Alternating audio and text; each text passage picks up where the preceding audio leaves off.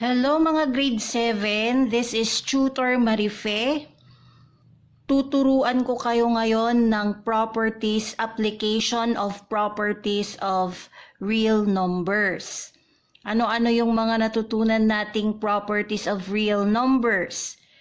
We have associative property of addition, associative property of multiplication, commutative property of addition, commutative property of multiplication, additive inverse property, multiplicative inverse property, additive identity property, multiplicative identity property, zero property of multiplication, and ano pa ba? Meron ding closure property under addition and subtraction, pero tinignan ko ang inyong module, hindi masyadong natatouch yung closure property under addition and subtraction. So nakafocus lang dun sa most common properties of real numbers, yung mga mas nauna kong binanggit. Okay? So, itong problem set natin ngayon ay application ng mga binanggit kong properties. So, ikabisado nyo yung mga statements for each property. Tignan natin yung instruction. Fill in the blanks and determine what properties were used to solve the equations. Okay, so if you fill in the blank natin, para mag-equal yung left side and right side. Tapos, i-determine natin yung property na ipinapakita ng equation. Okay, let's start. Number 1, given 5 times etong quantity blank plus 2 na enclose with parenthesis equal to 0. Okay. Your multiplication sign is your clue. Yung result is also your clue. Your main operation is multiplication. So mula dito sa clue na ito, ang magkaka-idea ka na ang property na involved dito sa number 1 ay property of multiplication.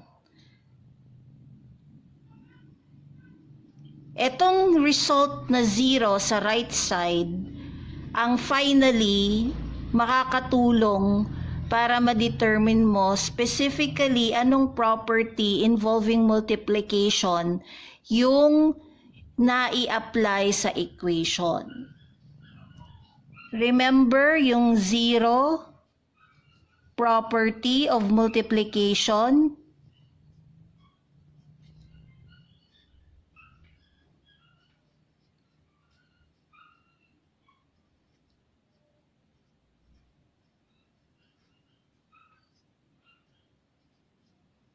Aring statement, the zero property of multiplication states that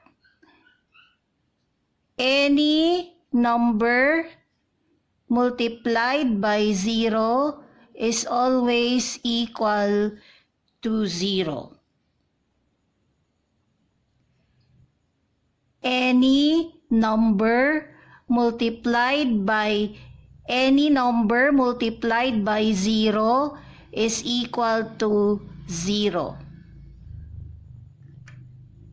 So if this is the number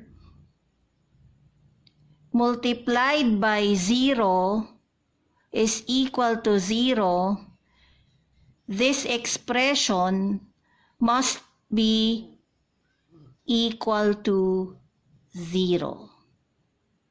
So, paano magzi-zero yung sum inside the parenthesis? you have 2 plus aling number ang i-add mo dito sa 2 para maging 0 yung expression. It's the opposite of positive 2, which is negative 2. Yan. If you simplify the expression inside the parenthesis, that is equal to 0. Why? Because adding opposite numbers result to 0. So yung format nito naging number multiplied by 0 equals 0. Oh, di ba zero property of multiplication ang ganon? Any number multiplied by 0 equals 0. So the same yung format nito dito. Okay? Yun nga lang, parang nagbabalat kayo yung 0 dito. Hindi siya direktang nilagay na 5 times 0 equals 0. Okay? So, nagbigay ng equivalent expression na pag sinimplify, magiging 0. So, ito ay tricky. Okay? Next. Number 2. Negative 4 plus 4 equals blank. Your main operation is addition. Wala naman ng ibang nakikitang operation dyan. It's only addition.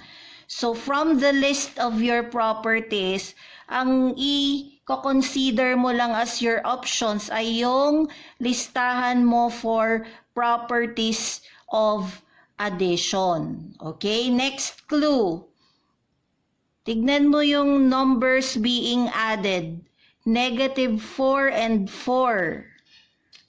Diba pag magkaiba yung signs, opposite yung numbers. And in addition, ang synonym ng opposites ay inverses. O, yan na yung answer.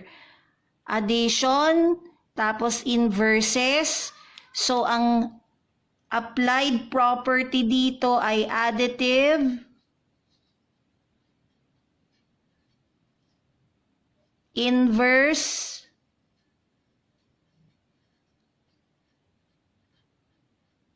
property. Additive, because your main operation is addition. Inverse, because your numbers are inverses or opposites. Okay? At ano ang statement for additive inverse property? If you add opposite numbers, kunwari, n for number, anong opposite ng n? I-represent natin as negative n. The result is always equal to 0. So this is 0.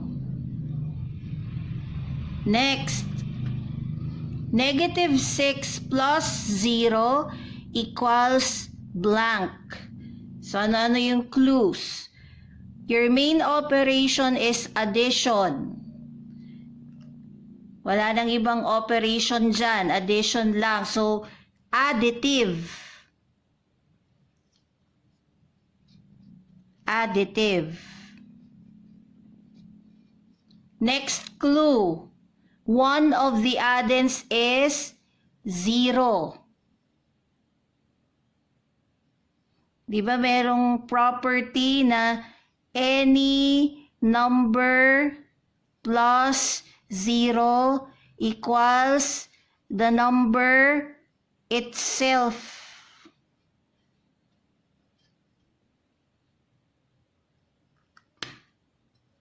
Any number added to 0 equals the number itself.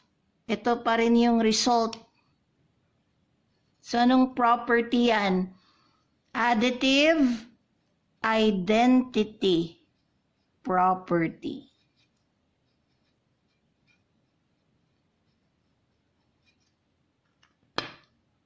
So, the sum is the identity of the non-zero addend. Next, negative 14 plus 14 grouped together plus 7 equals blank.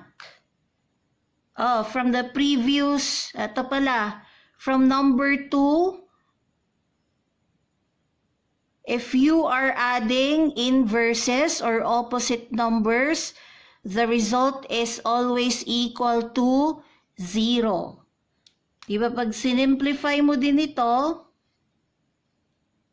oh, they are opposites, inverses. The result is 0. So 0 plus a number equals, diba parang yon?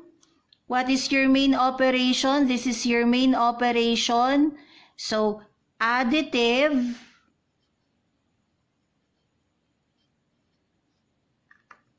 you have 0 as one of the addends, identity property. And from the additive identity property, any number plus 0 equals the number itself.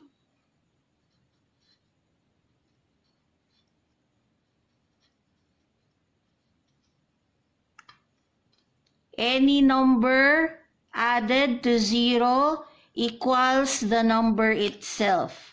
So this is 7. Okay? So, itong number 4,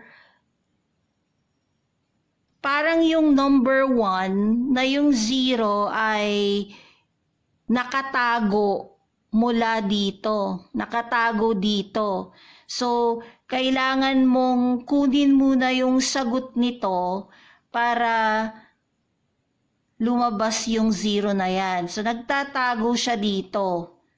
Okay, evaluate mo muna yan para makita mo na this is actually addition by 0. Okay, next, last problem. Blank times 7 equals 0. So your first clue is your main operation, it's multiplication. And the product is 0. This is your second clue. O, diba? Same as number 1. The main operation is multiplication. And the answer is 0. So, it's 0 property of multiplication.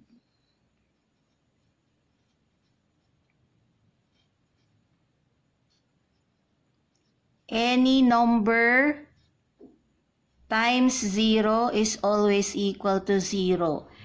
Any number multiplied by 0 is always equal to 0.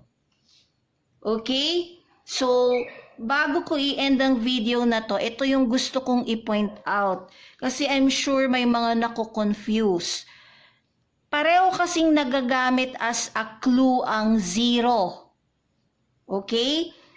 Sa 0 property of multiplication, nagamit siya as a clue. Sa additive inverse property, nagamit din yung hindi pala. Sa additive identity property, nagamit din yung 0 as a clue. Ito. So, paano ka hindi mako-confuse kung kailan mo isasagot yung zero property of multiplication at ang additive identity property, kung parehong gumagamit ng zero as a clue. Okay, ito ang tatandaan mo. Pag zero property of multiplication, obviously, ang main operation doon sa other side ay multiplication. Kaya nga of multiplication. Samantalang pag additive identity property, gumagamit din ito ng zero as a clue, ang main operation doon sa other side of equation ay plus.